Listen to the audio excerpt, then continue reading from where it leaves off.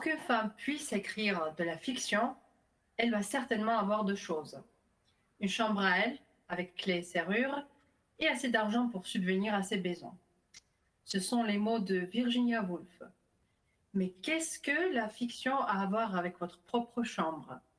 Avez-vous besoin d'un espace personnel pour créer une grande œuvre ou pour influencer la communauté? Est-il nécessaire pour une femme d'entrer d'un grand espace dans un petit pour créer la littérature?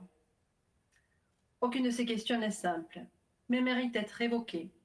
Et si l'on croit que, par exemple, Balzac aurait pu faire beaucoup plus sans les obstacles de la vie qui empêchaient la création d'un génie mystique en lui, alors maintenant, je vous propose de penser à qui vous seriez seul dans votre chambre. La liberté intellectuelle que les femmes n'ont pas pu présenter depuis longtemps détermine en grande partie l'établissement des noms dans une vision du monde général telle que la littérature féministe. On ne n'est pas femme, on le devient.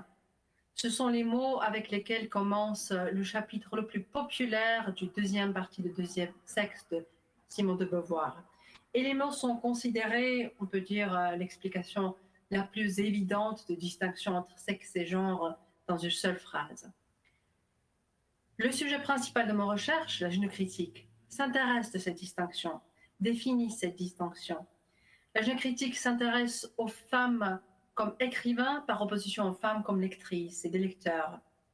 Depuis la période du modernisme, et même avant, on voit la progression des femmes écrivains, et des femmes en général, et des minorités sexuelles. Les femmes acquièrent le pouvoir, et le rôle des écrivains et des critiques qui ont contribué à la littérature féministe est immense également. Mais il reste quand même des problèmes. Des problèmes comme le choix et le manque de choix professionnel, le manque de voix, des rôles imposés parfois impossibles à remplir. Et le problème principal, à mon avis, qui est un peu vague, mais les facteurs sociologiques qui évoluent ou au contraire reculent, qui changent constamment. Comme le dit Simone de Beauvoir, même un petit changement dans la politique peut remettre en cause le concept de femme dans la société. C'est pourquoi, pour les féministes, le verbe résister doit toujours se conjuguer au présent. Merci.